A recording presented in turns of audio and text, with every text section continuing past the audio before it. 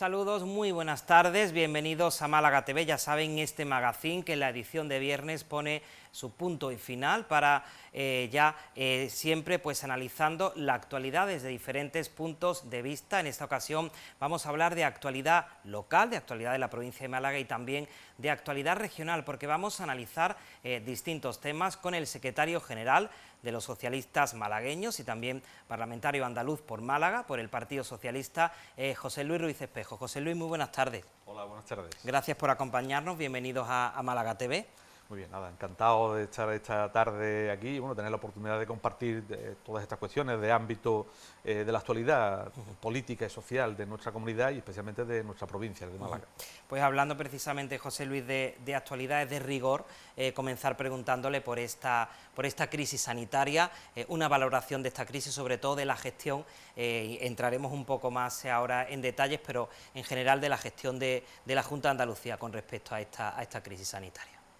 Bueno, es una crisis sanitaria de ámbito mundial, como estamos viendo, una pandemia en la que evidentemente ha cogido por sorpresa, pues yo creo que podemos decir a toda la sociedad, ¿no? Tanto a los gobiernos como a la propia comunidad sanitaria, ¿no? Y ya hemos visto las dificultades que se tuvo al principio, especialmente para detectar el carácter de la propia pandemia, por los propios tratamientos que se aplicaban y las formas de afrontarla.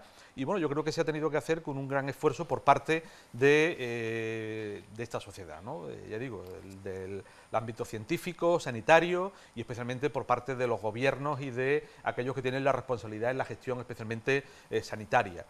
Por tanto, las respuestas que se han ido dando son muchas, que han venido un poco de la experiencia de aquellos lugares en los que la pandemia había tenido había actuado primero, ¿no? Los lugares en los que se había ido contagiando los primeros casos y todas esas evidencias son las que se han ido incorporando. Pero yo creo que la respuesta científica y sanitaria ha sido rápida y ágil, ¿no? Que prácticamente en un año o menos de un año desde que se declara la pandemia por parte de la Organización Mundial de la Salud hayamos tenido una vacuna para esta pandemia, que ya hemos visto que se está cobrando un gran número de vidas. Creo que eso evidencia que la comunidad científica ha tenido una respuesta rápida y ágil, ¿no? Evidentemente ahora toca que la efectividad de esas vacunas podamos verla con los hechos, como creo que ahora mismo está ocurriendo ya en aquellos lugares en los que más se ha avanzado en la vacuna, ¿no? Por tanto, creo que esa es la primera evidencia, ¿no? Algo que acoge por sorpresa a esta sociedad, que hay una respuesta rápida y que en la gestión nos encontramos de todo, ¿no? Sombras y aciertos en todos los ámbitos. Y en Andalucía, pues igualmente, podemos encontrar aciertos y errores a lo largo de esta gestión. ¿Qué hemos intentado desde el Partido Socialista? Pues poner a disposición del Gobierno la colaboración por parte del Partido Socialista para la gestión de esta crisis sanitaria, y así lo hemos hecho ver, tanto trasladarlo al Gobierno en el ámbito individual o personal, o responsable del Partido Socialista, como en el ámbito del Parlamento. Lo hemos hecho aprobando mucho o incluso absteniéndolos para facilitar la aprobación de aquellos decretos que ha sacado el Gobierno y evidentemente también exigiendo en algunos casos información y evidentemente transparencia en la gestión. ¿Qué hemos criticado o qué vemos o hemos echado en falta? Criticado, en primer lugar, que el Gobierno de Andalucía en algunos casos se ha dedicado más a confrontar con el Gobierno de España que a colaborar, cuando hemos visto que la forma de afrontar esta crisis era más de colaboración que de confrontación, y eso lo hemos hecho o hemos hecho hincapié. En segundo lugar, ¿qué hemos echado en falta? Pues hemos echado en falta mayor atención a aquellas cuestiones que se le han solicitado o se le han propuesto por parte de algunas fuerzas políticas, entre ellas el Partido Socialista. Y hemos propuesto refuerzo de la sanidad, refuerzo de la atención primaria, contratación de profesionales, contratación de rastreadores para el seguimiento de los contagios, cuestiones que no se han atendido por parte del Gobierno de Andalucía. Hemos propuesto también ayudas para los sectores más afectados, porque sabemos también que una de las formas de afrontar la crisis ha sido las restricciones de la movilidad, porque en la movilidad y en los contactos es donde se producen los contagios. Por tanto, cuando ha habido que restringir la movilidad, hemos propuesto más ayudas a sectores afectados que han tardado en aprobarse y evidentemente están tardando en que puedan llegar a estos sectores esas ayudas de Andalucía, porque todavía no han llegado, ¿no? Por tanto, creemos que esta crisis desde el Gobierno de Andalucía se tendría que haber afrontado con mayor colaboración, menos confrontación, más refuerzo en el ámbito sanitario y, evidentemente, más ayudas a los sectores que más han sido afectados, especialmente hostelería, turismo y comercio, con las restricciones de movilidad para evitar los contagios. Fundamentalmente, creo que podemos resumir en el ámbito de la gestión sanitaria en Andalucía estas cuestiones, ¿no?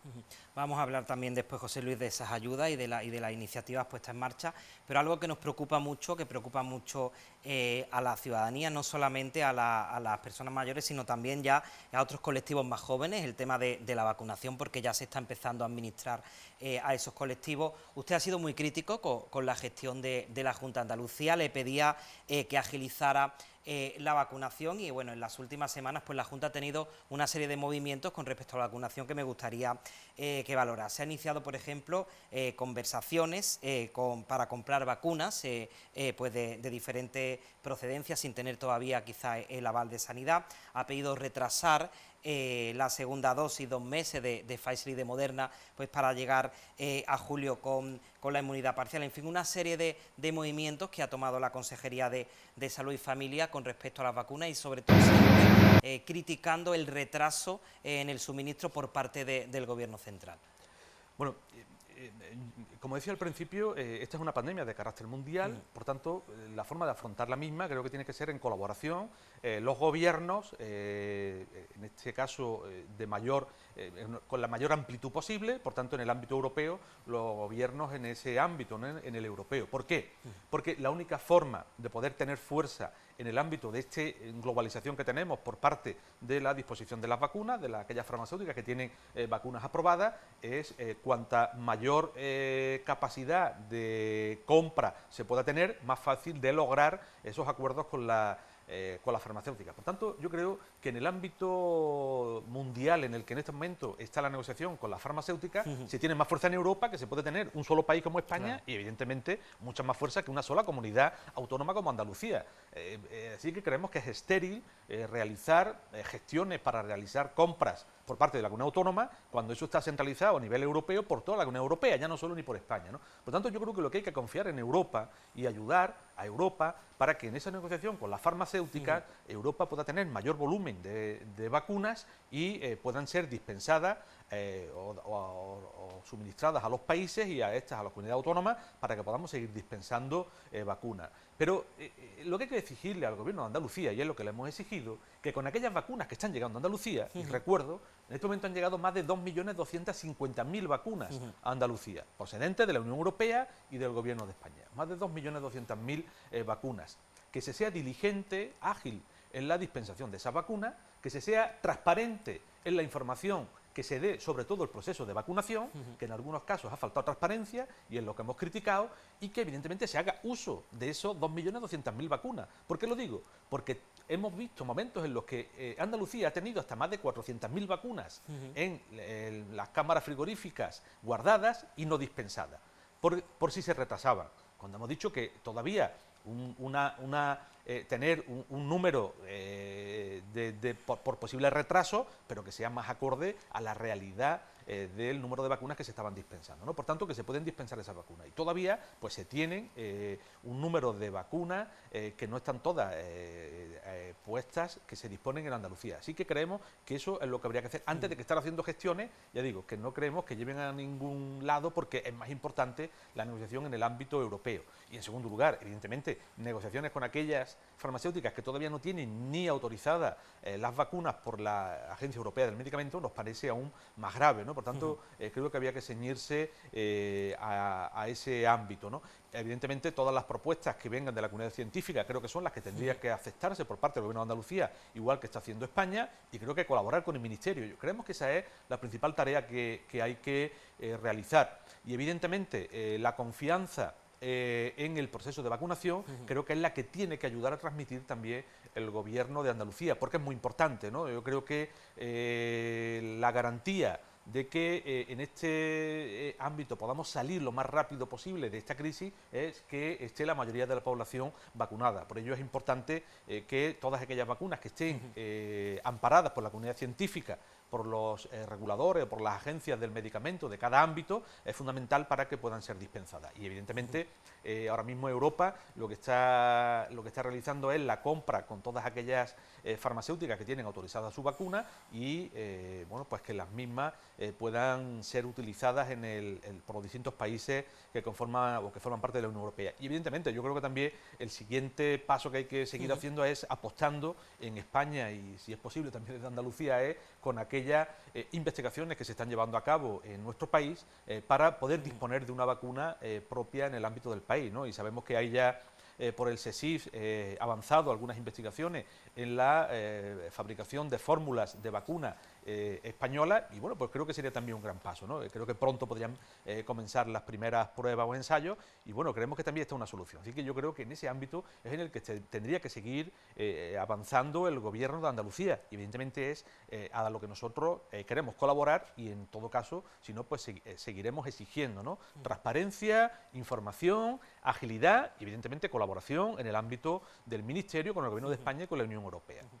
Hablando también de sanidad, José Luis, al igual que el tema de las vacunas, preocupa mucho también a la población, y no solo a la población, la atención primaria, también a los profesionales que en muchas ocasiones han alertado últimamente de que quizás se estén descuidando otras patologías por el funcionamiento de la atención primaria, en este caso de los centros de salud, bien porque a lo mejor no están abiertos o también porque la ciudadanía no va.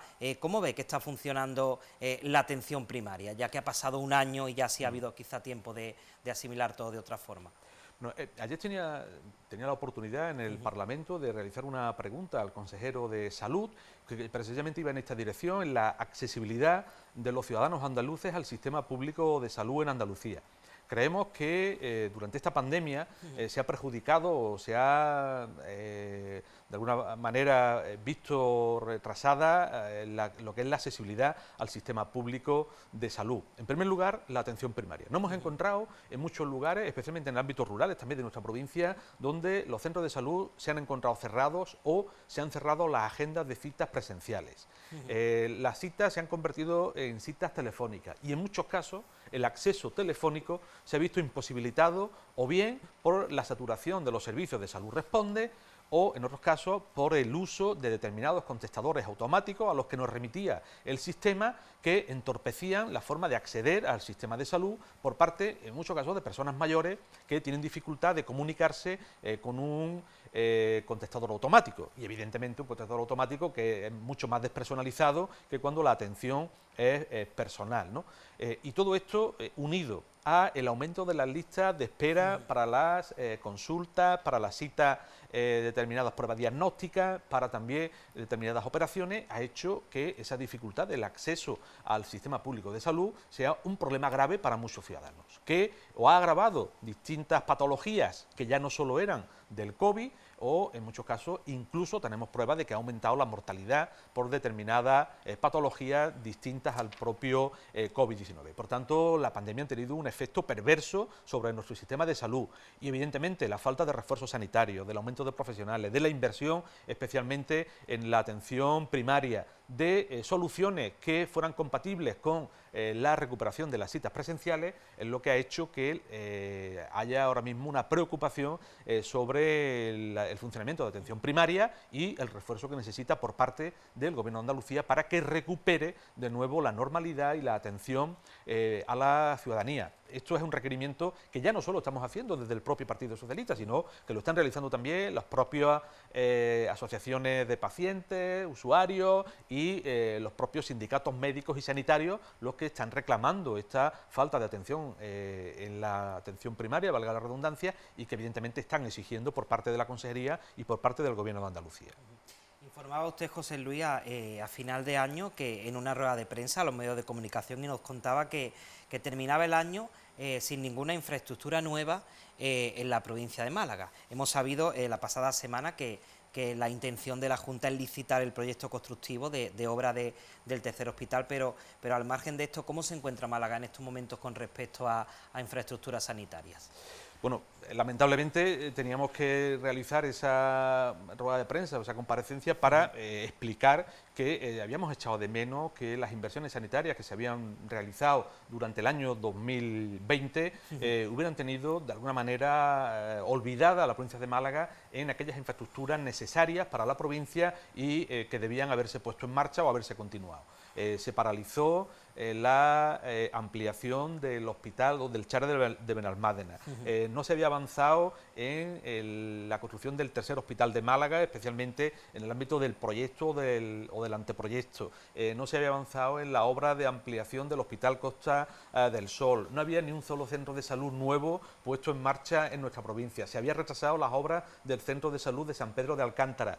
Y la única infraestructura terminada, finalizada y que no se había puesto en marcha, que era el Hospital de Estepona, se abre en este año 2021, ese no la dimos en diciembre porque se abrió en febrero, pero es que tristemente se ha cerrado en marzo, es decir, se abre un hospital, un área de hospitalización y se cierra en el mes de marzo. Es decir, que yo creo que el récord de este gobierno de Andalucía en el ámbito sanitario es que ha mantenido abierto un hospital un mes, que no ha sido capaz ni de mantener abierto el hospital de Estepona, especialmente su área de hospitalización y el área de urgencia. Ahora abre las consultas para consultas de especialistas, pero eso no es un hospital, que me perdone, pero eso era un centro de especialidades, pero no un hospital. Un hospital, si no abre área de hospitalización y urgencia, no se puede llamar centro hospitalario. Y eso es lo que tristemente ha pasado en la provincia de Málaga. Por tanto, decimos que se han tenido abandonadas las infraestructuras sanitarias en la provincia de Málaga, que eran muy necesarias, que muchas de ellas estaban programadas y que entendíamos que este parón de 2 años hacía que se retrasaran, que finalmente podamos ver concluidas estas infraestructuras que eran muy importantes para la provincia de Málaga. Es verdad que se ha avanzado en algunas obras ya programadas, iniciadas, como las urgencias del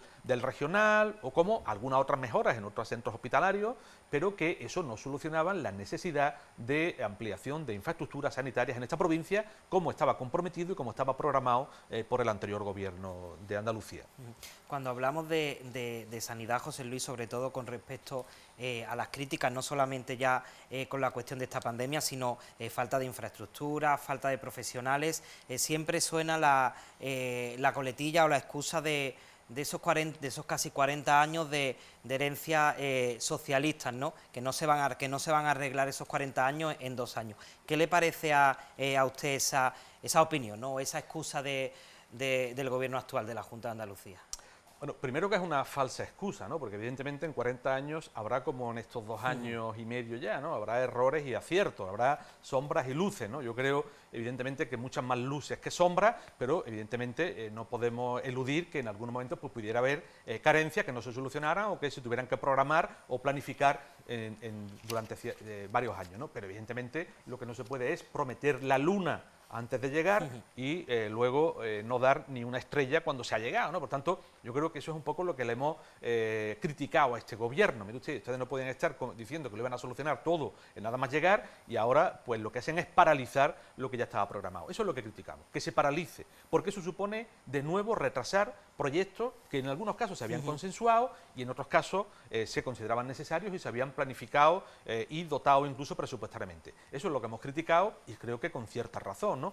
Mire, en el tercer hospital de Málaga, un proyecto consensuado, con un número importante de entidades de la propia ciudad de Málaga, con las propias instituciones de Málaga y con expertos y con sanitarios de nuestra provincia, o especialmente de Málaga capital. Un proyecto que prácticamente deja en el cajón y que después también pues creo que se han dado ciertos bandazos. Se estuvo incluso calibrando el cambio de ubicación, después el cambio de modelo para la ejecución del proyecto y finalmente se apuesta por un modelo público-privado que al final dice que va a ser solo con dinero público. Evidentemente esta indeterminación, esta falta de concreción de los proyectos es lo que hace que se esté retrasando un proyecto que es clave para la provincia de Málaga y que evidentemente genere cierta desconfianza y desasosiego entre mucha gente que confiaban en que ese proyecto viera la luz definitivamente en estos próximos años y que ya estamos viendo cómo se va a retrasar de forma definitiva, de forma clara, porque no se han cumplido los plazos que se habían previsto ni este gobierno ha cumplido con las cuestiones que se había comprometido, que había planteado, ¿no? Y luego también porque hemos visto que incluso pues se han desmontado algunos servicios, ¿no? Pues hemos visto cómo el servicio de matronas que había en el clínico se desmonta y se quiere concentrar todo en el hospital materno, haciendo que pues se tengan que desplazar más kilómetros, muchos ciudadanos de distintos puntos de la provincia que tenían como referencia el hospital clínico, ¿no? Por tanto, eso es lo que echamos de menos, cómo se paralizan las obras, ya digo, ¿no? En el hospital de Almádena, se retrasa la apertura del hospital de Estepona. Hemos visto retrasos en el ámbito sanitario en nuestra provincia preocupantes, y eso es lo que estamos de alguna manera denunciando, ¿no? Por finalizar ya, José Luis, con los temas sanitarios, un asunto laboral, me refiero a un borrador de decreto que está elaborando la Consejería de Salud y Familias para integrar el 061 y Salud Responde en el Servicio Andaluz de Salud. Ha habido incluso protestas o concentraciones por parte de los trabajadores. Esta misma semana tenía lugar esa concentración, y el Partido Socialista también pues se ha preocupado, ¿no?, porque se respeten los derechos laborales de esos profesionales, ¿no? Sí, yo además también tuve la oportunidad en la Comisión de Salud y Familia llevar una comparecencia para que nos explicase el propio consejero este decreto y, bueno, pues trasladarle algunas de nuestras preocupaciones. En principio nuestra preocupación era esta, ¿no?, que qué iba a pasar con los trabajadores y trabajadoras, y la preocupación que tenían que esa integración en el Servicio Andaluz de Salud de estas agencias empresariales, lo que determina las agencias empresariales son estos servicios, pero también en nuestra provincia afectaría al Hospital Costa del Sol. Ver qué problemas podrían tener en los trabajadores, temas de convenio, temas de derechos laborales, pero también qué iba a pasar con los trabajadores temporales, en fin, cuestiones que evidentemente nos preocupaban. Y sobre todo lo que nos preocupaba era que la autonomía que había otorgado esas agencias empresariales a estos servicios, que hacían que tuvieran mucha más cercanía en el ámbito en el que estaban prestando este servicio, que además fueran de referencia, y especialmente que en todas las encuestas de satisfacción la valoración que tenían por parte de los usuarios era una valoración alta. Nos preocupaba que no fueran a bajar la calidad ni el nivel de satisfacción de los usuarios al cambiar la adscripción de estos trabajadores, la adscripción de estos centros hospitalarios, de estos servicios en el Servicio Andaluz de Salud, una cuestión que es meramente funcional u orgánica, ¿no?, porque no tiene que afectar al servicio. Eso es lo que nos preocupaba y evidentemente es lo que le hemos trasladado al consejero, que queremos que se garantice el funcionamiento y la calidad de estos servicios, que se garantice la autonomía y la cercanía de estos servicios al lugar donde están prestando el servicio, y que se garantice todos los derechos laborales de los trabajadores. Y por último, nos preocupaba que en ese decreto no se refleje la integración del servicio telefónico del 061 y de los servicios de Salud Responde, que ahora mismo están subcontratados. Por tanto, si se va a aprovechar para integrar el resto de agencias empresariales, que también se integren estos servicios, porque están prestando de alguna manera un servicio también sanitario. No se contempla en el decreto y evidentemente creemos que, ya que se va a realizar este decreto, se aproveche esta oportunidad y se integren también estos servicios. Creemos que es la mejor forma de reconocer los derechos laborales que realizan o que tienen estos trabajadores, reconocer el servicio que están realizando, la prestación del mismo, y darle esa consideración pública a la relación laboral que hay entre los trabajadores de este servicio y el Servicio Sanitario Público de Andalucía. Pues creemos que es el momento, ¿no? Ya esto se había abordado en una ley que se estaba preparando por el anterior gobierno, la Ley de Sostenibilidad del Sistema Sanitario Público en Andalucía, en la que se recogía la adscripción de forma directa también de todos estos servicios. Por tanto, creemos que era algo lógico y evidentemente es lo que estamos reclamando que realice el Servicio Andaluz de Salud. Por tanto, todo nuestro respaldo y reconocimiento al trabajo que realizan todos los trabajadores y trabajadoras de las agencias empresariales públicas sanitarias y de los servicios del 061 y de Salud Responde, y desde luego también nuestro apoyo para que se puedan integrar en el Servicio Andaluz de Salud. Otro asunto, José Luis, ya al margen de los temas sanitarios, es la educación. El Partido Socialista ha denunciado en estos 2 años de legislatura el deterioro, a su juicio, de la educación pública a favor de la educación privada, ¿no?, con una serie de deficiencias que han observado en el sistema, ¿no? Sí, en primer lugar, porque ha habido cambio de normativa que han buscado favorecer de alguna manera la adscripción a centros concertados o centros privados antes que los públicos, cuando creemos que la responsabilidad de la administración pública andaluza, en este caso, es el apoyo a la educación pública y a los centros públicos, porque además creemos que en muchos casos la falta de inversiones en el ámbito de los centros públicos educativos de la comunidad autónoma, la desaparición de unidades de la educación pública en nuestra comunidad autónoma o en nuestra provincia, el aumento de las ratios en algunos casos y la falta de refuerzo de profesionales de la educación, de profesores y profesoras, para poder bajar la ratio en los colegios públicos, ha hecho que vayamos hacia un deterioro de la educación pública, que la única razón que encontramos es que de alguna manera se quiera favorecer la educación privada. Creemos que la principal obligación desde los presupuestos públicos es la atención a la educación pública en Andalucía, y que eso se tiene que traducir tanto en la propia normativa que elabore el propio gobierno, como en el apoyo presupuestario para todas aquellas necesidades que tiene la educación pública, y evidentemente evitar la desaparición de unidades públicas, porque es la garantía de que se mantenga la oferta para que los ciudadanos puedan acudir o tener una plaza pública en los centros educativos, y que se garantice la calidad en la educación. Para ello pues hay que mantener el número de profesores que se tiene que tener, garantizar que se puedan disminuir las ratios para que la calidad educativa sea un hecho, y evidentemente mantener unas infraestructuras educativas y unos servicios educativos de calidad para que pueda ser competitiva nuestra educación pública, ¿no? Y bueno, pues también hemos visto cómo se han resentido los servicios de comedor, cómo determinadas cuestiones relativas a las actividades complementarias tampoco se han mantenido. Todo este tipo de cosas, o la desaparición este año, para el próximo año parece que 50 unidades educativas públicas pueden desaparecer en la provincia de Málaga, y esto evidentemente nos preocupa, y es lo que hemos trasladado al Parlamento, y es lo que estamos criticando de la Consejería de Educación en Andalucía. Y hablando de educación, José Luis, ¿qué le parece el PIN parental? Bueno, aunque el equipo de gobierno regional no lo llama así, pero Vox insiste en que lo que se firmó en su día por parte de ese grupo parlamentario y del consejero de Educación, el señor Imbroda, era el PIN parental. ¿Qué opinión tiene o el grupo parlamentario socialista? Sí. Bueno, nosotros más que PIN parental estamos llamándole veto parental, ¿no? Porque al final supone un veto por parte de las familias, de los padres y madres, a determinados contenidos educativos que se puedan dar en la escuela, y que entendemos que no tiene razón ni en el ámbito pedagógico, no encuentran razón, ni evidentemente en el ámbito incluso normativo, constitucional en nuestro país. ¿Por qué digo esto? En primer lugar, porque incluso la Constitución salvaguarda que la educación haya una libertad en nuestro país a la hora de plantear la enseñanza, ¿no? Se plantea la libertad y de cátedra de aquellos profesores que tienen que impartir su asignatura o la educación.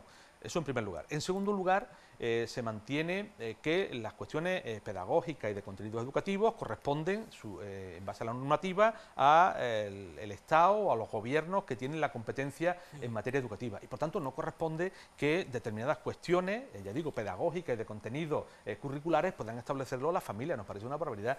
Porque ¿dónde ponemos el tope de ese veto parental que se va a producir, ¿no? Porque estamos hablando de políticas de igualdad o cuestiones o determinados contenidos sexuales en algunos casos que se puedan llevar a los colegios. Pero ¿y dónde se lo ponemos? En la evidencia científica también, porque también hay familias que son negacionistas, que no creen, pues no sé, hasta en ¿no? los terraplanicistas. Es decir, estamos hablando dónde ponemos ese límite, ¿no? de evidencias y de contenidos científicos. Por tanto, yo creo que hay que ser mucho más respetuosos con la profesionalidad de nuestros enseñantes, de la libertad de cátedra y de enseñanza que existe en nuestro país, de los contenidos científicos y pedagógicos, y evidentemente la educación pues tiene que garantizar todos esos contenidos. Y bueno, pues habrá una educación moral, ética, que cada familia impartirá en el seno familiar, pero esto no se puede confundir con determinadas cuestiones de vetos que se puedan llevar a las aulas y a los colegios, ¿no? Yo creo que esto es mucho más serio y deberíamos de evitar entrar en este tipo de cuestiones que evidentemente no han tenido discusión en otros ámbitos o en otros momentos, y que entiendo que por esta polarización o radicalización que hemos llegado en nuestro país, especialmente por la presencia de la ultraderecha en algunas instituciones, se pueda tener cabida o entrada en nuestros colegios, en nuestra enseñanza, ¿no? Otro asunto, José Luis, también importante es el tema del empleo. Precisamente ayer la portavoz del grupo parlamentario, Noelia Ruiz, pues recriminaba o reprochaba al presidente, a Juanma Moreno Bonilla, la gestión en esta materia, ¿no? Y daba datos importantes, decía 900 millones de euros sin ejecutar y ya rozando casi los 200.000 parados. ¿Qué opinión le merece esa gestión del Gobierno con respecto a un tema pues tan delicado y tan importante como el desempleo? Bueno, primero, que yo creo que con las expectativas de empleo y con el desempleo no se debería de haber jugado nunca, ¿no? Y evidentemente nosotros hemos hecho este reproche, o la portavoz, en este caso de este ámbito en el Parlamento, Noelia Ruiz, lo hacía porque entendíamos que se intentó jugar, especialmente durante la campaña electoral, con el tema del empleo, creando una expectativa en la ciudadanía que hemos visto ahora como difícilmente se van a cumplir. Y no podemos olvidar que el Partido Popular y el presidente actual, cuando era candidato, pues comprometían la creación de 600.000 puestos de trabajo en Andalucía. Y hemos visto que en los 2 primeros años lo que ha hecho en Andalucía es que ha aumentado el desempleo en 200.000 personas. Por tanto, ya estamos 200.000 que se han aumentado, más los 600.000 empleos que se prometieron, 800.000 empleos. ¿Se van a crear en año y medio que queda de legislatura ese 800.000 empleos en Andalucía? Difícilmente, o no es así. Si además no se están poniendo en marcha mecanismos y medidas para luchar contra el desempleo y favorecer el empleo, pues todavía mucho más difícil. ¿Y por qué decimos eso? Porque la única medida que se ha puesto es reeditar unos planes de empleo que ya venían de gobiernos anteriores, que lo que se han hecho es rebajar a la mitad. Y ya denunciamos que en Málaga el plan de empleo, o que denominaban Plan Aire, lo que había hecho era recortar los fondos que el Gobierno de Andalucía ponía a la mitad. Y usted, con la mitad de los fondos no se puede generar más empleo que en la etapa anterior. Y además, cuando hemos tenido un momento en el que se ha crecido el desempleo. Solo en Málaga hemos pasado de poco más de 140.000 desempleados a 200.000 o casi 200.000 desempleados que teníamos el mes pasado, ¿no? Por tanto, tendremos que hacer un esfuerzo mucho más importante en el ámbito del empleo para que se pueda recuperar esa senda de crecimiento. Y mucho más énfasis todavía en políticas de ámbito industrial para generar empleo industrial, o en el ámbito de apoyo al sector turístico, que sabemos también que es un sector que mueve mucho empleo en nuestra provincia. Por tanto, echamos de menos toda esta apuesta de verdad por el empleo cuando vimos que se echó muchas promesas sobre creación de empleo que ahora no estamos viendo con hechos y con medidas concretas por parte del Gobierno de PP y Ciudadanos en Andalucía. Le hemos visto también, José Luis, defender en los últimos tiempos las políticas del Gobierno central, basadas en 3 pilares, ¿no? Salud, empleo y protección de las personas. Hace aproximadamente un mes conocimos ese plan de ayudas directas del Gobierno, un plan que aquí en la provincia de Málaga pues ha tenido cierta polémica, sobre todo a raíz de las declaraciones de Francisco Salado, presidente de la Diputación Provincial, y también del Patronato de Turismo Costa del Sol, que acusaba al Gobierno central de discriminar de alguna forma a la provincia de Málaga, sobre todo si se comparaba con otros destinos turísticos, como por ejemplo pues las Islas Baleares. Usted respondía pues de manera rápida, diciendo que realmente eso pues no era así, ¿no?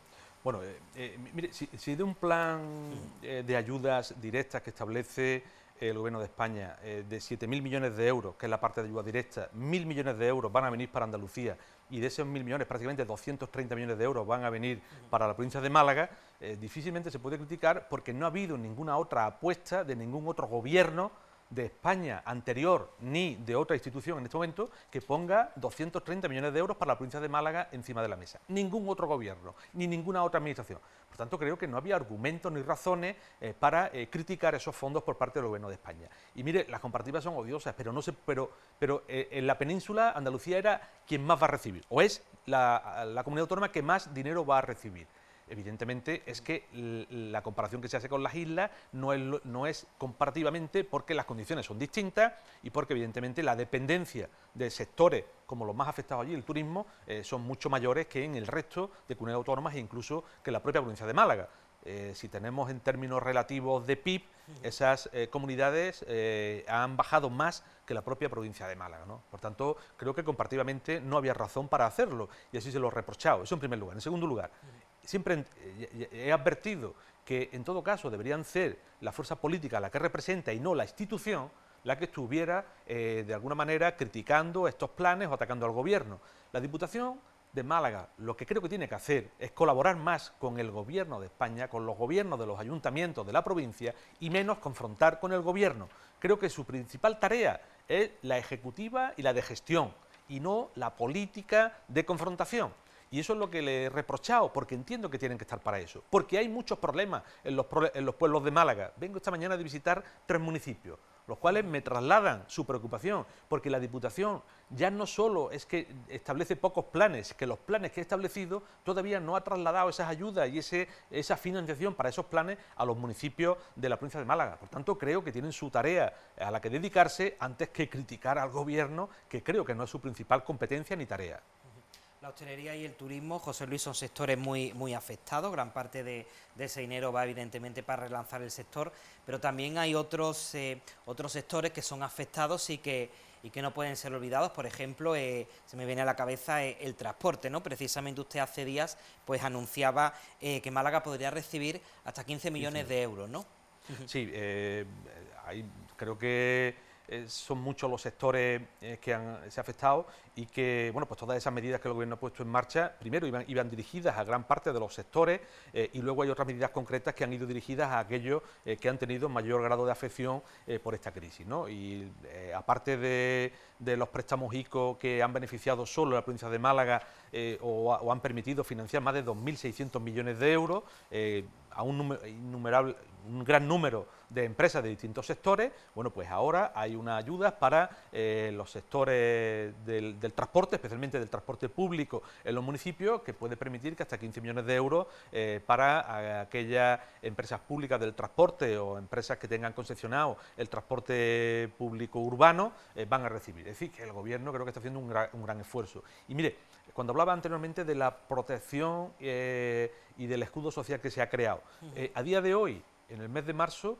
hay todavía más de 33.000 trabajadores afectados por ERTE que están dentro del mecanismo de subvención o de ayudas que tiene el Estado para financiar esos ERTE, que pertenecen a más de 7.000 empresas en la provincia de Málaga. Y todavía más de 26.000 autónomos que tienen reconocida la prestación de ayuda por parte del Ministerio, del Gobierno, para este periodo todavía de la pandemia. Han sido más de 90.000 los autónomos que han obtenido algún tipo de ayuda durante este año por motivo de la pandemia, con estas ayudas del Gobierno, y más de 133.000 trabajadores protegidos por ERTES en la provincia de Málaga.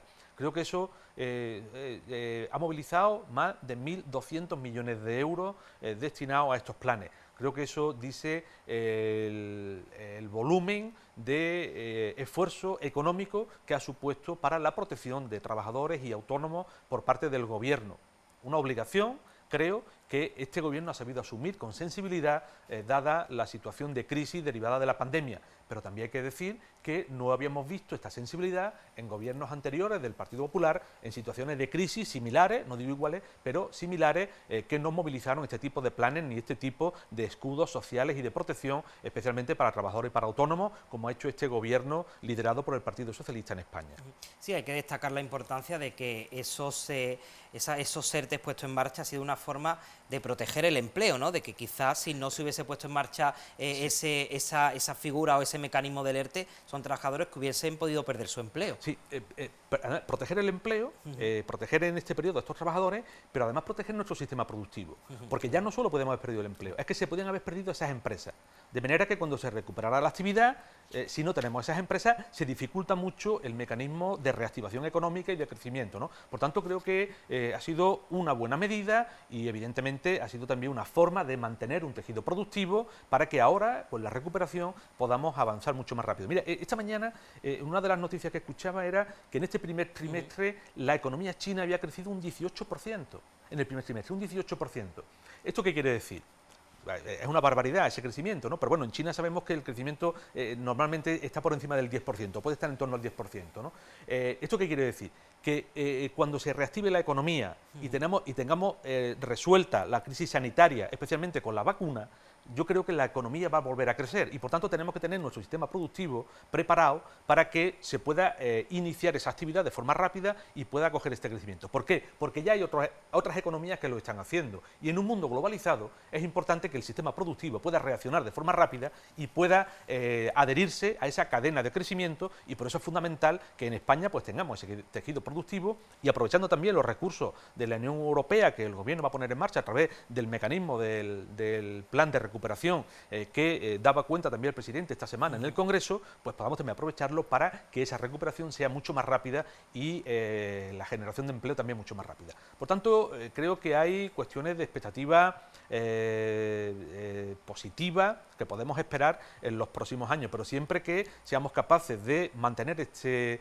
ritmo de vacunación, este ritmo de salida de esta crisis, una vez que podamos, ya digo, alcanzar el ritmo de vacunación o la inmunización prácticamente de la mayoría de la población, y para ello, bueno, pues el tema de las vacunas es importante. Así que salud, vacuna y recuperación tienen que ser los objetivos que todas las administraciones pongamos sobre la mesa para estos próximos meses, ¿no? Hablando de ese escudo social puesto en marcha por el Gobierno central, ya ha mencionado los ERTE que acabamos de hablar, también los créditos ICO, y también una herramienta importante es el ingreso mínimo vital, ¿no? Es una herramienta que, digamos, puesta en marcha, puesta a disposición de las familias para evitar que éstas caigan en una situación de vulnerabilidad. Es una forma de anticiparnos, ¿no?, para que una familia no llegue a pasarlo a lo mejor mal, ¿no? Bueno, este era un objetivo claro que tenía el Gobierno, la creación de una renta o de un ingreso que permitiera en situaciones extremas de vulnerabilidad, de falta de empleo en las unidades familiares, pudieran tener un recurso que permitiera la sostenibilidad familiar, ¿no?, el sostén económico de la familia. Evidentemente, debido a la crisis sanitaria y la crisis económica que se deriva de ello, se tiene que agilizar la aprobación de este mecanismo para facilitar un ingreso a muchas familias. Eso hizo que se aprobara en torno al mes de mayo del 2020 este ingreso mínimo vital que se pone en marcha en el mes de junio, que saben que se podía solicitar hasta el mes de septiembre y que se reconocía desde el mes de junio-julio, y que bueno, en los primeros meses hizo que cerráramos el año 2020 con más de 8.000 familias con este ingreso aprobado solo en la provincia de Málaga. Creo que a fecha del último mes de marzo que conocemos están en torno a 11.000 familias ya en la provincia de Málaga. Por tanto, creo que ha sido un paso muy importante de un sistema de protección para aquellas familias que no tuvieran otros recursos que estuvieran en nuestro país, que además iba a permitir unificar, homogeneizar las distintas rentas autonómicas que existían en distintos lugares. De hecho, hay una renta mínima en Andalucía, había otros ingresos o rentas en otras comunidades autónomas, y por tanto este ingreso mínimo vital lo que intenta es homogeneizar este sistema de protección de familias vulnerables que permita una mínima renta económica de sostenimiento económico familiar en todo nuestro país, en toda España. Y bueno, creo que es un paso importante. Evidentemente ha habido que ajustar en los primeros meses algunas cuestiones de tipo de documentación, de la propia mecanismo de solicitud, pero bueno, yo creo que y también es gestionar un gran volumen de solicitudes en los primeros meses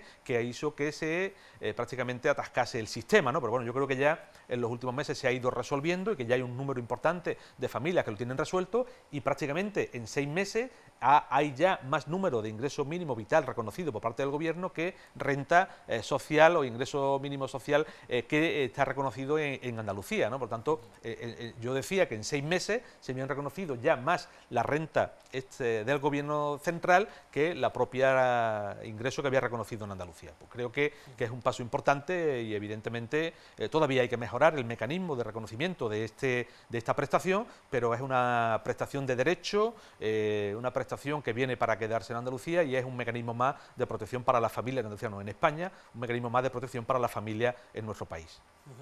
En otro asunto, José Luis, hemos hablado de las ayudas puestas en marcha por el Gobierno central, pero me gustaría también valorar, en su opinión, la de la Junta de Andalucía, ¿no? Yo tengo aquí algunos datos, por ejemplo, 132 millones para comercio y hostelería, más de 5 millones para agencias de viaje, o en el último Consejo de Gobierno, pues conocíamos que las ayudas se habían ampliado a 39 nuevas categorías. La crítica del Partido Socialista en este sentido va dirigido sobre todo a esas ayudas que no llegan, ¿no?, a los pequeños municipios. Claro. Usted mismo me decía que hoy esta semana había estado en el Borgen, en Innate, en Almarcha, sobre todo pues sondeando la opinión, ¿no?, de de los ayuntamientos, ¿no? Con respecto... Sí, mire, nosotros en Andalucía, primero, estas ayudas ya se pusieron en marcha en el mes de diciembre, dijimos que eran insuficientes, que no llegarían realmente a la necesidad que había en Andalucía, y hoy estamos en el mes de abril y todavía estamos hablando de que de nuevo se han tenido que aprobar nuevas medidas y que puedan llegar ahora. Por tanto, hemos perdido 4 meses y ya se lo advertimos al Gobierno de Andalucía. Eran insuficientes. Había financiación suficiente en Andalucía para haber destinado y haberlo aprobado en el mes de diciembre, y que durante todos estos meses muchas empresas y negocios y comercios que han tenido esta necesidad durante estos meses podían haber estado cubiertos con algún tipo de ayuda por parte de la Junta de Andalucía, y no lo han estado. Por tanto, hemos perdido 4 meses mínimo, como ya lo habíamos advertido. En segundo lugar, presentamos una propuesta en el propio Parlamento que se aprobó y que no ha ejecutado el Gobierno, y que lo ha hecho ahora, ya digo, de forma tarde y en muchos casos mal. En tercer lugar, han tenido que rectificar su propia propuesta. Tú decías que han tenido que incluir nuevos epígrafes o nuevas actividades que no estaban recogidas en el anterior. Igualmente, se les dijo un número de actividades que se podían haber integrado y que han tenido que ir rectificando poco a poco. Por tanto, creemos que han ido parcheando, y por último, en muchos casos son financiación europea o financiación del propio Gobierno, y con poco esfuerzo presupuestario por parte del propio Gobierno, por parte de los propios recursos de Andalucía. Así que se podían haber aprovechado más recursos, se podía haber hecho mucho antes, y evidentemente haber llegado a todos estos sectores que han estado muy afectados por esta crisis, y en muchos casos por medidas aprobadas por la propia Junta de Andalucía de restricción de la movilidad o de restricción de determinados horarios. Y por último, a los municipios, son los grandes olvidados por parte del Gobierno de Andalucía para las ayudas. Hay determinados municipios que no le ha llegado ningún tipo de ayuda por parte de los gastos extraordinarios que se han tenido que afrontar por el COVID-19. Los municipios entre 5.000 y 20.000 habitantes, y las ayudas que han llegado a los municipios de menos de 5.000 habitantes ha sido ayuda ridícula para el esfuerzo que están haciendo en medidas de desinfección, de protección, de seguridad, de apoyo a la desinfección en los centros educativos, de asistencia social, de empleo, o incluso de colaboración con salud, que de los municipios que venimos, muchos de ellos están trasladando en vehículos de los ayuntamientos a los mayores para ser vacunados en otros puntos, en este caso en Vélez Málaga. No es propio. Yo creo que la Junta de Andalucía tenía que hacer un esfuerzo de ayuda a esos municipios, y en segundo lugar de vacunar en los centros de salud y evitar que tengamos que estar llevando mayores en vehículos a otros municipios para ser vacunados. Le voy a leer un dato, José Luis, que daba a conocer su partido, el propio Partido Socialista, con respecto a las personas mayores. Decía que hay 7.000 mayores que tienen reconocida la dependencia en la provincia y que no la están recibiendo, y de ellos 5.600 personas vivían solas. Eso está muy relacionado con la ley de dependencia y piden más agilidad, ¿no? Sí, es una respuesta parlamentaria de la propia Consejería de Salud, en la que nos dicen que en total en Andalucía son 43.000 personas mayores que viven solas y que tienen reconocida la dependencia y todavía no se les ha asignado el servicio, y que eran esos 7.000 en la provincia de Málaga. Nos parece una cuestión grave, nos parece grave que en la provincia de Málaga tengamos 7.000 personas mayores reconocidos con la dependencia, que no tengan el servicio reconocido, por tanto no se les esté prestando la asistencia, y que estén viviendo solo en su domicilio. Y por tanto se necesita mucha más agilidad por parte del Gobierno para responder y resolver ese servicio. ¿Agilidad en qué sentido? Primero, reforzar quizás con profesionales los servicios de dependencia para que se puedan asignar los servicios antes, y en segundo lugar, mayor dotación presupuestaria para que se pueda dotar rápidamente de financiación para el servicio que tienen que tener estas personas mayores. En muchos casos son o plazas de residencia para esas personas mayores que están solo en su domicilio, o el servicio o la ayuda a domicilio para que le puedan prestar el servicio en su domicilio, ¿no? Las dos cuestiones son necesarias y evidentemente demostrarán una sensibilidad mucho más clara con las personas mayores y con las personas más vulnerables por parte del Gobierno de Andalucía. ¿Qué se ha resuelto ya? El que estas personas mayores puedan estar vacunadas. En Andalucía prácticamente el 100% o por encima del 99% de las personas mayores de 80 años están ya vacunadas. Esto es un gran paso porque hemos visto cómo se han reducido los contagios y las tasas de mortalidad en la residencia y entre las personas mayores, y es fundamental. Pero ahora nos toca la otra pata, que es la de prestarles un servicio adecuado y una asistencia que les permita un cierto bienestar en su vida, ¿no? Por tanto, exigimos que el Gobierno de Andalucía sea mucho más ágil en la respuesta que necesitan estas personas, y evidentemente vamos a seguir exigiéndolo. Por muchos recursos que se hayan puesto en dependencia, si no estamos llegando a las personas que le hacen falta, pues o no están bien puestos o no están bien gestionados. Por otro lado, José Luis, ya no como parlamentario, aunque también, pero en calidad de secretario general del Partido Socialista en Málaga, ha habido varios alcaldes de la provincia, en concreto todos los de Torremolinos, Cártama y Benaján, y también la agrupación socialista, que es la capital de Carretera de Cádiz, que ha pedido un adelanto electoral de esas elecciones primarias para elegir al líder andaluz y para sustituir, en el caso de que fuese así, a Susana Díaz. ¿Qué opinión le parece ese adelanto, ese posible adelanto de las elecciones primarias? Bueno, el Partido Socialista tenía previsto la celebración de su congreso y, por tanto, la elección de sus órganos internos en el mes de julio de este año, realizaría en 2021, y la dirección federal, la dirección nacional del Partido Socialista, acordó en el mes de enero retrasar la celebración de esas elecciones internas y de ese congreso al mes de octubre, después del mes de octubre, y la celebración del resto de elección de los órganos del partido. Por dos motivos. Uno, fundamentalmente por la situación de pandemia en la que nos encontramos y de las restricciones y de la celebración de grandes eventos que dificulta todos estos procesos. Y en segundo lugar, porque la situación también de crisis, de vacunación, del proceso de recuperación, exigía prácticamente una dedicación plena a estas cuestiones, que es la principal preocupación que tiene en este momento la ciudadanía y, por tanto, la principal preocupación que tiene el Partido Socialista, ¿no? Necesitaba una dedicación plena. Nosotros creemos que eso es lo coherente y es lo que estamos en el acuerdo de la Dirección Federal de la dedicación plena a las cuestiones que le preocupan a la gente y que son prioritarias en este momento, que es la gestión de la crisis, la recuperación y la vacunación, y en segundo lugar que la situación de pandemia en la que nos encontramos nos recomienda o parece razonable que esperemos a que se avance en el proceso de vacunación y mejoren los datos de contagio y de la situación de la pandemia. Así que creemos que eso es lo más razonable y es lo que estamos, que no haya ningún tipo de adelanto y que en torno al mes de octubre, que es el que se ha recogido, que puede ser la celebración de este tipo de elecciones, se puedan realizar. Por tanto, creemos que es lo razonable y es lo que estamos atendiendo, desde la normalidad democrática, desde el respeto a la pluralidad, pero evidentemente centrarnos en estas cuestiones que son también las que el partido a nivel federal nos ha dicho que son las prioritarias en este momento. En otro asunto, ya en estos últimos minutos, José Luis, como parlamentario, ¿no?, pues conoce perfectamente la actividad en el Parlamento. ¿Cómo ve la relación actual del Partido Popular con Ciudadanos, con su socio de gobierno y con Vox? Bueno, en muchos casos, hace unos meses en el último pleno hay prácticamente un anuncio de ruptura por parte de Vox, diciendo que no quiere ninguna relación con el Partido Popular hasta que no den marcha atrás creo que era con el tema del veto parental o alguna cuestión de este tipo. Ayer ya vemos que aprueban cosas en el Parlamento con el propio gobierno y con el PP y Ciudadanos. Por tanto, es una cuestión de riñas y amores muy rara, ¿no?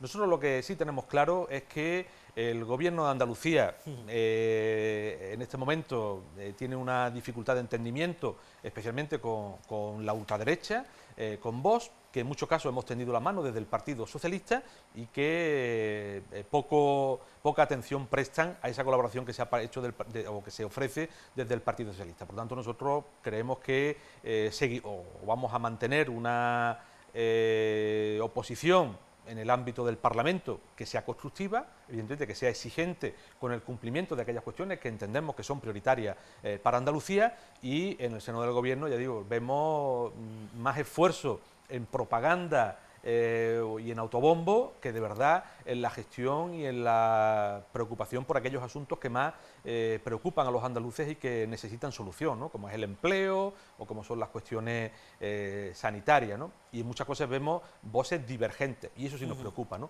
Pero bueno, creo que eso lo están viendo los ciudadanos y van a encontrar en el Partido Socialista una propuesta siempre que vaya en la dirección de información, de transparencia en el ámbito del Parlamento y desde luego de una construcción de alternativa clara al actual gobierno que tenemos en este momento.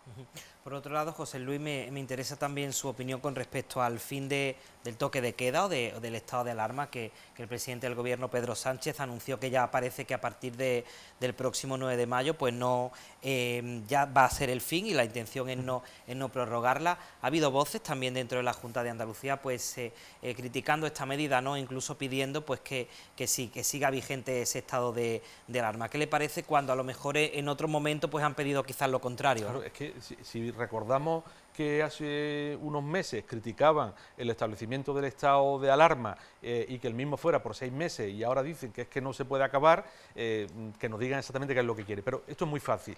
El estado de alarma se aprobó en el Parlamento la prórroga con una serie de grupos. Si hay grupos que quieren que se prorrogue o que se mantenga el estado de alarma, que lleven una propuesta al Parlamento, evidentemente al Parlamento, al Congreso.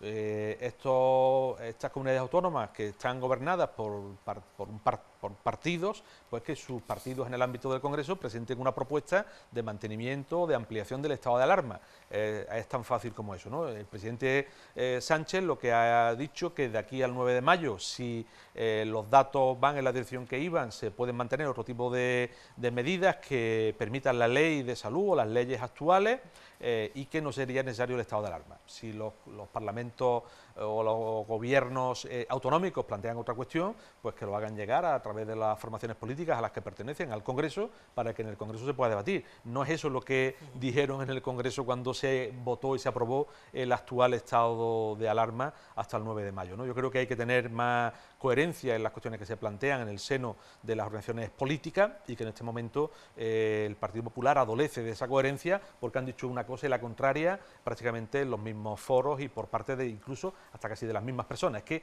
ahora Pablo Casado venga poniéndose las manos en la cabeza porque se acabe el estado de alarma cuando no quería votar la prórroga y de hecho en junio se acabó porque no quisieron votar las prórrogas y ni el actual quiso votarla, pues me parece también un poco que los ciudadanos sacarán sus propias conclusiones de que esto tiene poca coherencia por parte del Partido Popular especialmente, ¿no? Pues José Luis, nos quedamos ya sin tiempo, quedan cuestiones por abordar, pero yo creo que hemos hecho pues una radiografía, ¿no?, de cómo está en opinión del Partido Socialista pues actualmente la situación en la provincia de Málaga y en la Junta de Andalucía. Tan solo me queda pues agradecer tu presencia en Málaga TV y que nos hayas dedicado estos minutos. Nada, yo encantado de estar y compartir este análisis, estas reflexiones contigo y con los espectadores de TV Málaga y bueno, pues emplazarnos para aquellas cuestiones que quieran abordar o que podamos seguir analizando de cara al futuro. Yo creo que la actualidad es importante y especialmente explicar y dar cuenta de aquello que hacemos a la ciudadanía. Al final nos debemos a ello, también una misión de los propios medios de comunicación y creo también que en estos momentos también la información directa y veraz es muy importante en un mundo donde la información está rápida y en muchos casos sin contrastar, ¿no? Yo creo que contrastar esta información a través de lo que podamos explicar de forma directa es de interés y de luego nosotros nos comprometemos también a ello. Muchas gracias. Pues José Luis, muchísimas gracias a ti como siempre, a todos ustedes decirles que continuamos con la marcha de Málaga TV. Vamos a saludar en unos minutos a nuestra compañera Princesa Sánchez, que continúa paseando por Málaga y en esta ocasión, comenzando por la Plaza de la Constitución, nos va a hacer un recorrido por distintas fuentes de la capital. La historia de cualquier ciudad, en especial de nuestra Málaga, que al final es la que nos atañe en este programa, está íntimamente ligada al agua. Este sonido de fondo que pueden oír, ese sonido del agua, forma parte de nuestra milenaria historia desde la época de los fenicios. Así que hoy vamos a llevar un poquito de ese agua, vamos a conducirla, vamos a regar un poquito nuestros cerebros y nuestras almas con este sonido a través de la historia de nuestras fuentes. ¿Y por qué no? ¿Por qué no empezar por esta, la fuente de Génova, situada en la Plaza de la Constitución? Una de las fuentes más importantes de las que tenemos en nuestra ciudad. En Málaga suele llover poco, eso sí, cuando llueve, bien que llueve, bien torrencialmente, así que el agua, a la hora de disfrutarla, mejor quizá estancada, ya sea río, mar, lago o fuente. Y de fuentes va el pasear por Málaga, para el que permítanme que haga referencia al interesante inventario de historias de las fuentes de Málaga que ha elaborado la empresa municipal de aguas de la ciudad, que elaboró en su momento sin duda. Andaba yo, acompañada de ustedes, por la Plaza de la Constitución, Constitución, y de aquí no me muevo sin moverles a mediados del siglo XVI, cuando el ayuntamiento consiguió hacer realidad el ansiado proyecto de crear una red de abastecimiento de agua para la población utilizando las aguas del manantial del Almendral. Esta obra concluyó en 1551 con el corregidor don Rodrigo de Saavedra, quien colocara en la Plaza Mayor de entonces, sobre las 4 calles, la que están viendo y que hoy conocemos como Plaza de la Constitución, una fuente para que, además de surtir de agua a los vecinos, le otorgara ese toque de prestigio que merecía el centro neurálgico de la ciudad, donde, por cierto y por aquel entonces, se situaba su propia casa y la casa consistorial. Para tal empresa se empleó una columna con relieves que, según contaban los vecinos, había sido depositada en el puerto, procedente de Génova, tras una larga historia entre la historia y la leyenda, en la que se mezclaban piratas, galeras, recuperaciones y regalos. A esta pieza se le añadió un nuevo pilón y así quedó como fuente, según al menos el dibujo que la ilustra y data de 1564, colocada frente a la fachada del actual pasaje de Chinitas y no en su centro, para que quedara reservada parte de la plaza a la celebración de actos públicos como las corridas de toros o las procesiones religiosas. Un siglo más tarde, la fuente fue sometida a distintas reformas. No está tal cual lo fuera en su momento. Destaca la que añadió un cuerpo intermedio con 3 figuras realizadas por el escultor José Miguel Alfaro entre 1633 y 1634. El deseo era embellecer el nuevo Paseo de la Alameda, centro de la vida social de la ciudad en el siglo XIX, lo que provocó que la fuente fuera trasladada en 1807. Así llegó al extremo oriental de la misma, siendo visible desde el mar. Posteriormente se reubicó en el final de la Alameda, junto al río, hasta que en 1926 fue instalada en el parque, sobre el antiguo estanque de los Cisnes. En este lugar permaneció durante 3/4 de siglo, hasta que en el año ya 2002 fue restaurada y reinstalada en la Plaza de la Constitución. La Fuente de Génova, así se le llama, es una obra renacentista. Está considerada uno de los monumentos urbanos más antiguos e importantes de la ciudad. Está construida en mármol, caracterizada por esta gran taza dodecadenal y un vástago con 2 partes de época y estilo diferentes, aunque ambas, si se fijan, mantienen la misma simbología marina. Incluye entre sus representaciones escultóricas la de Neptuno. Y de Neptuno, y como las puntas de su tridente, 3 son las gracias que decoran la fuente que vemos a continuación, instalada en la Plaza del General Torrijos. El ayuntamiento la compró en 1879 a instancias del ingeniero municipal don José María de Sancha, para ser instalada a priori en la Plaza de la Constitución precisamente. El modelo es del escultor Francesc Basc y fue realizada en el taller de fundición de Rennes, en la localidad de Saint-Ouen. En 1901 fue trasladada a la Plaza de la Marina y finalmente en 1914 quedó colocada en su ubicación actual, hasta que en 2002 cambiará de la misma. Seguro que la recuerdan. Estaba al final del parque, frente al Hospital Noble, rodeada por una artística verja y un cuidadoso jardín.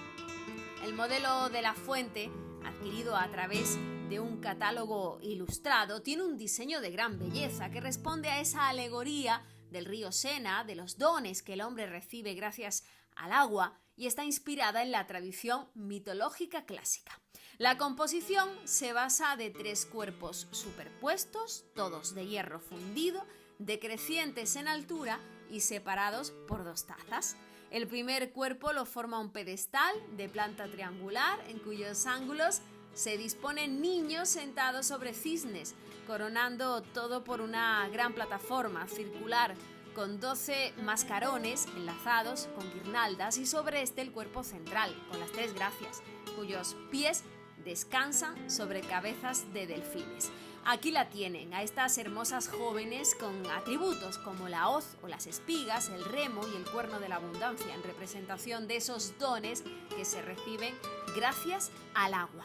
Sobre estas figuras femeninas se dispone una pequeña taza circular rematada por un jarrón con relieves que sirve, además, de surtidor central de la fuente. Y de fuente en fuente y tiro porque me toca, porque siguiendo la línea recta de donde andamos, en el paseo del parque, nos vamos en dirección Carranque y es impepinable no encontrarse con las gitanillas. Ahí las tienen, talladas en piedra procedente del Torcal de Antequera. Esa fuente, esta que están viendo, fue diseñada por Morilla y Ortega en 1959 y esculpida por Adrián Risueño en 1960. ¿Os suena? Imita la estructura de la fuente que acabamos de ver, de las Tres Gracias, y como ella consta de 3 cuerpos, 2 tazas, en los que destacan las figuras femeninas de inspiración folclórica andaluza, con abanicos y trajes de volantes. Esta fuente se encontraba en la Plaza de la Constitución, ¿la recuerdan? Hasta 2002, cuando con la restauración de la plaza se decidió, debido a sus grandes proporciones, a reubicarla en la glorieta del poeta Manuel Alcántara, en la Avenida Andalucía, en este eje donde confluyen también la calle Armengual de la Mota y los callejones del Perche. La fuente de Plaza de la Marina es una de las fuentes proyectadas que son centro de esta plaza de la Marina, que surgió a raíz del derribo de la acera de la Marina, de esa unión entre la Alameda y el Paseo del Parque. Aquí tenemos toda esta fuente construida por un arquitecto catalán y que forma parte de nuestra historia.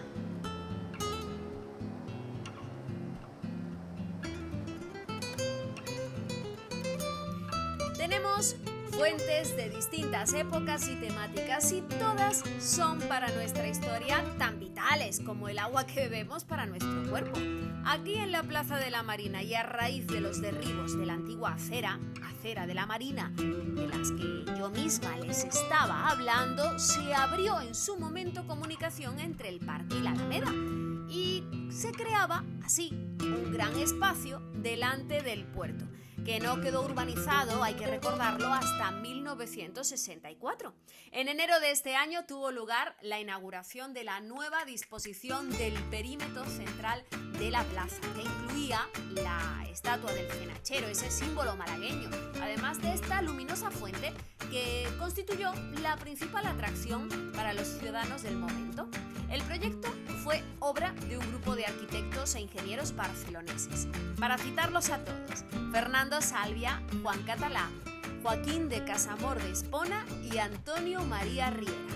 La fuente está inspirada en la famosa fuente mágica de Montjuïc, diseñada por Carlos Buigas en 1929, que contaba, como saben, con gran variedad de juegos de luz y de agua, todo gracias a un complejo sistema de surtidores y focos repartidos entre sus 2 tazas, que estaban además rodeadas por frondosos espacios ajardinados. Las obras de construcción del aparcamiento subterráneo de la plaza, que como recordarán entró en servicio en 1989, supusieron una nueva reordenación urbana de la propia zona, de acuerdo todo con el proyecto del arquitecto catalán Manuel Solà Morales.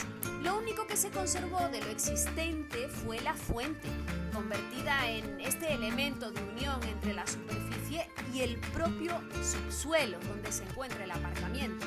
Con este fin se le construyó un enorme vaso de mármol veteado con un diseño bastante sobrio por el que resbala una fina lámina de agua hacia la planta subterránea, a través de ese hueco circular donde además encuentran la escalera para acceder al aparcamiento. En la parte superior sigue ese llamativo juego de surtidores que emiten chorros de agua de intensidad cambiante y que hacen esa atractiva combinación de figuras y también de sonidos. No muy lejos de la Marina, más bien prácticamente enfrente podríamos decir, se hallaba, como bien saben, el desaparecido barrio de La Coracha. Su aparición, valga la redundancia, data de mediados del siglo XIX, cuando empezaron a construirse casas, viviendas en la falda de la colina que baja desde la Alcazaba hasta el final del parque. Se le llama así la Coracha por la muralla, que como saben se denomina a la que defiende el acceso a una fortaleza, por eso recibe este nombre. Fue en 1999 cuando se estrena el túnel de la Alcazaba, cuya obra culmina ese viejo proyecto que finalmente permitió conectar de forma directa la Plaza de la Merced con la Malagueta. El acceso sur, junto con los jardines de Puerta Oscura y Pedro Luis Alonso, que recorreremos a continuación, se abre en el sitio que ocupa el antiguo cuartel de Levante, que ocupaba entonces y que era recinto militar, que fue demolido a principios del siglo XX, para ampliar los terrenos destinados al parque. Pues bien, esta boca de túnel que se abre aquí está flanqueada, como pueden observar, por esta fuente estanque, adosada prácticamente al desnivel entre la calle y la subida a la Coracha. Sus viejas casas, como saben, terminaron por ser sustituidas por estos nuevos paseos y por estas terrazas ajardinadas. El muro, que sigue la inclinación del terreno por el que originalmente caía una cascada, está revestido de piedra de travertino y hace de frente de un estanque de planta ondulada que queda separado de la acera por un murete bajo con idéntico revestimiento. Una hilera de surtidores que dispone en su interior para crear vistosos juegos de agua mediante el ritmo de chorros verticales hacen de la atracción de esta fuente. En la esquina superior, junto a la entrada del túnel, figura una inscripción en escritura fenopúnica, atención, con el nombre de la ciudad, tomado de las monedas que se acuñaban en la antigua Malaca. Tenemos que descender hasta el paseo del parque para hablar del industrial Tomás Trigueros, quien donara a la ciudad en 1877 una fuente de hierro con la condición de que fuera colocada cerca de su fundición, que entonces andaba por la calle de la Plaza de Toros Vieja. El ingeniero municipal José María de Sancha se encargó de instalarla en este barrio, en el barrio del Perchel, que hoy en día aún sigue siendo conocido como La Muñeca, por el nombre popular que recibió la propia fuente. Pero hoy, esta muñeca, esta fuente, la encontramos en el Paseo del Parque, donde fue trasladada en 1922. Está en una pequeña glorieta en el lateral sur de nuestro Parque de Málaga y se compone de ese pilón octogonal de azulejos sevillanos con motivos vegetales, en cuyo centro ven este pedestal de rocalla y azulejos del que emanan esos chorrillos de agua, donde hay también mucho musgo por la humedad de la zona. Sobre este pedestal tienen esta figura femenina de hierro fundido, pintada de color bronce y que representa a una ninfa ataviada con una túnica romana que vierte agua con un cántaro que sujeta con ambas manos. Es una alegoría de los manantiales que aportan riqueza a la tierra. Se cree que procede, al igual que la fuente de las Tres Gracias, del fundidor francés Duresne. No es la piedra ni la última vez, por cierto, que hablaremos de José María de Sancha, quien a finales del siglo XIX fue el encargado también de proveer a la ciudad de una serie de fuentes, a veces por necesidades de abastecimiento y otras por motivos ornamentales. Pero en este caso nos referiremos a otra ninfa que también hablamos de ella relacionándola con el Paseo del Parque, aunque fue adquirida para el Jardín de la Victoria, donde permaneció hasta 1922, hasta que fuera trasladada al parque. Con el deseo de embellecer este espacio urbano y a la vez de preservar la figura, una figura que fue bastante atacada por distintos actos vandálicos, permaneció la ninfa en un almacén hasta ser restaurada. Y mientras tanto, la fuente donde figuraba esta ninfa tuvo que ser sustituida temporalmente, el pedestal donde se hallaba, por la obra del Biznaguero, que como sabe la firma el autor Jaime Fernández Pimentel, que fue colocada a finales de 1980, cuando la construcción del aparcamiento subterráneo de la Plaza de la Marina, el lugar de su ubicación inicial. El caso es que la figura de la ninfa, conocida como ninfa de la Caracola, que fue adquirida a la fundición de Jaén, como les decíamos, al igual que las fuentes de las Tres Gracias o la ninfa del cántaro de la que hablábamos hace un instante, está representada por una joven sentada con una roca cubierta de hojas. El juego de las superficies desnudas de su cuerpo, de las zonas, pues hace ese interesante, así como elegante, forma de esta escultura de hierro fundido. Con la restauración del Parque de Málaga se logró recuperar la glorieta de la ninfa de la Caracola, con su fuente, en la que se ha vuelto a destinar la rocalla, pero como bien saben, ahora sí podemos encontrar esta ninfa de la Caracola, mientras que el Biznaguero, que durante un tiempo la sustituyó, ya está en los jardines de Pedro Luis Alonso.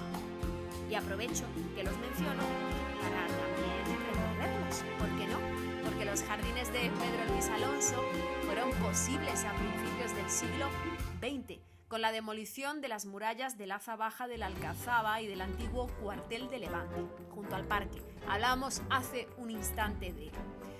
Al disponer de 4 solares en esta zona, que poco a poco fueron ocupados por sedes oficiales, no hace falta que se los mencione, ¿verdad? El Ayuntamiento, la Casa de Correos y el Banco de España, este cuarto y último solar quedó sin destino, siendo utilizado para la celebración de la Feria de Muestras Provincial de 1924. Pues bien, durante el mandato de Pedro Luis Alonso, como saben, alcalde de Málaga entre 1939 y 1943, en este momento fue cuando se decidió transformar en un jardín que sirviera de ampliación para el parque.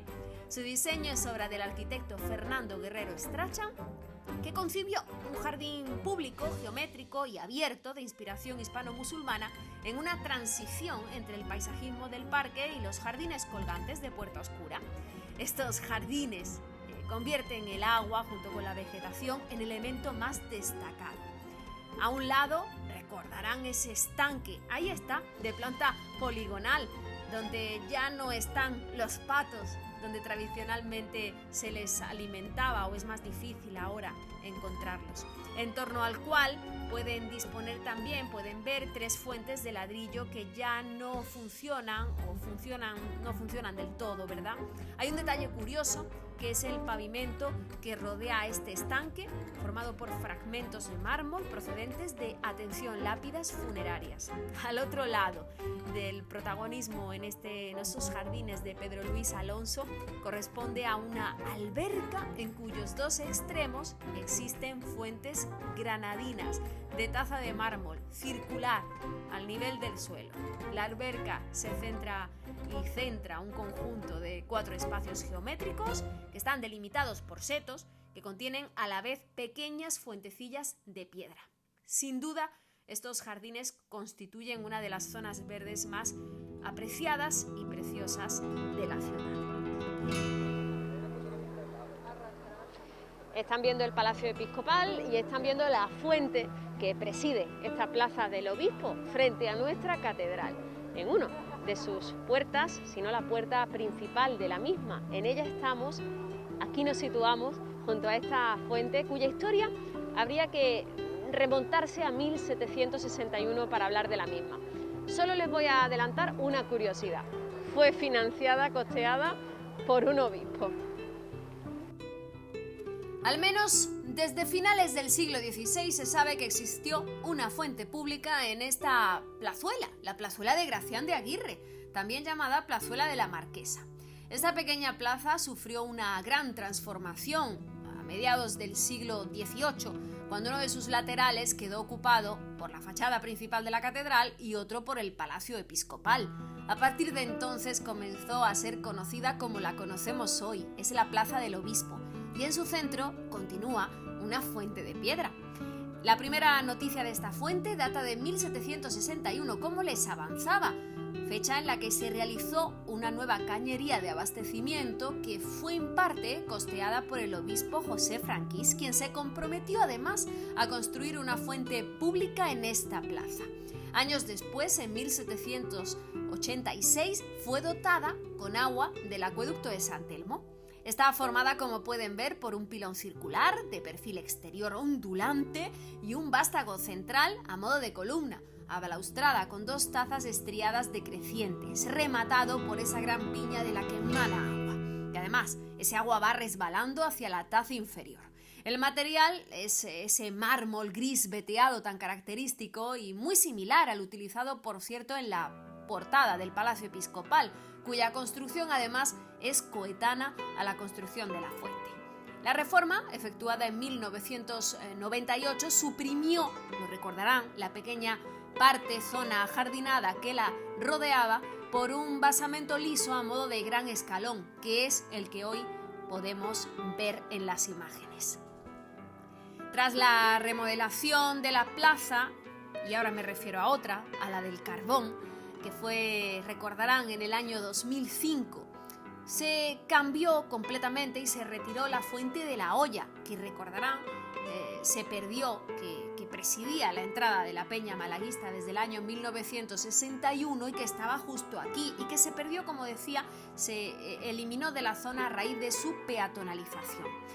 Colocándose en su lugar estas fuentes de nuevo diseño, 3 piezas idénticas, las están viendo además en tamaño decreciente, en las que predomina la figura geométrica del círculo, al igual que en el resto de la plaza, ya que el pavimento está constituido por pequeñas piezas cilíndricas, fíjense bien, además circulares, con los diseños de los alcorques de las palmeras. Se trata de 3 fuentes bancos realizadas en ese bloque cilíndrico monolítico de sierra y de Sierra Elvira, de piedra de Sierra Elvira, que se ha excavado para formar el banco del vaso circular y dejar el tambor central rehundido en su zona superior para crear ese vaso de bastante profundidad donde encontramos el agua, del que además mana el surtidor, muy bajito pero a la vez muy potente. En la pavimentación de la calle verán que se han insertado numerosas luces, hay como LEDs, que rememoran el que fuera caudal del arroyo que antaño la recorría. Y de la Plaza del Carbón a la Plaza de las Flores, que es un espacio urbano relativamente reciente, surge a raíz de las demoliciones realizadas entre 1940 y 1950, que dieron lugar a la plaza que conocemos, a la Plaza de las Flores, como saben, principalmente peatonal, arbolada y en su momento con una fuente en el centro. En el año 2005 fue remodelada, se pavimentó de nuevo, se modificó su vegetación y actualmente en los alcorques se encuentran naranjos, desapareció su primitiva fuente central y está sustituida por esta fuente de pared situada en la zona trasera de la iglesia de la Concepción, justo en el extremo sur de la plaza. La fuente actual incorpora de una forma muy artística 5 grandes bloques de mármol tallados que pertenecieron a la portada, por cierto, del Palacio de los Larios, que estaba ubicado en la Alameda principal. La fuente está realizada en piedra caliza de color crema y forma un frontal con distintos módulos, desde una piedra negra rehundida en uno de los extremos, donde emana agua que cae a su vez sobre un canal rectangular del que parten 5 caños en forma de teja, todos realizados mediante talla en los mismos bloques. Desde estos, el agua cae al pilón inferior. Las piezas originales de la portada del Palacio de los Larios están colocadas de forma ornamental, siendo piezas de entablamento, de jambas, de dintel, con almohadillado y esculpidas, resultando una composición de gran elegancia que ha sabido aunar distintos elementos antiguos con un diseño, como ven, muy moderno y que además por su colocación no resta espacio al tamaño global de la plaza y le da ese carácter íntimo que pretende invitar al descanso a los viandantes. Acaban de ver algunas de las maravillas arquitectónicas que encontramos en nuestra ciudad, simplemente en lo que se refiere a materia de fuentes. Fuentes que están originadas a raíz de la importancia del agua. El agua ligada a nuestra historia y el agua que bebemos de Málaga, que además tiene muy buen sabor, por cierto. Si bien es cierto que si tenemos que hacer una pequeña reivindicación, son las pocas fuentes de agua potable y acceso libre que encontramos en el mapa de nuestra ciudad. Porque muchas de las que hemos visto, si bien son fuentes y tienen agua, no todas son potables. Fíjense bien cuando vayan a acercarse a ellas o pretendan beber agua. En cualquier caso, y tras esta reivindicación, siempre os digo lo mismo: conozcamos nuestra ciudad, valoremos nuestra ciudad, cada detalle, cada rincón, porque así también tendremos la capacidad de reivindicar las mejoras que, como en todo, son necesarias. Nos vemos en el próximo Pasear por Málaga. Pues así será, princesa, nos veremos en el próximo Pasear por Málaga y a ustedes también les volveré a ver el próximo lunes a las 6 de la tarde en directo con Málaga TV, en esta ocasión con nuestro espacio dedicado a tertulia. Pero antes de marcharnos les voy a dejar pues una recomendación. Ya sabe que mi compañero Diego y yo de manera habitual despedimos este magazine Málaga TV con una recomendación, y yo en esta ocasión voy a hacer una recomendación dedicada al público infantil, a los más pequeños de la casa. Quiero recomendarles que no se pierdan cada día en Disney Junior a partir de las 8:30 las aventuras de Vampirina, esa chica vampiro que tiene que adaptar su nueva vida tras mudarse de Transilvania a Pensilvania, sus aventuras y la de sus familias. Con esta recomendación les dejo que disfruten del fin de semana y que sigan disfrutando en directo de nuestra programación, de la programación de PTV Málaga. Cuenta la leyenda que un auténtico vampiro desprende una magia única, hechizante, magnética. Esto sí que es magia monstruosa. Pero nada comparable al encanto de los nuevos episodios de la temporada más esperada. Deberías venir. Sería murcielástico. Sería un sueño hecho realidad. Ir a por Transilvania, allá vamos. ¡Genial! Vampirina, todos los días a las 8:30 en Disney Junior.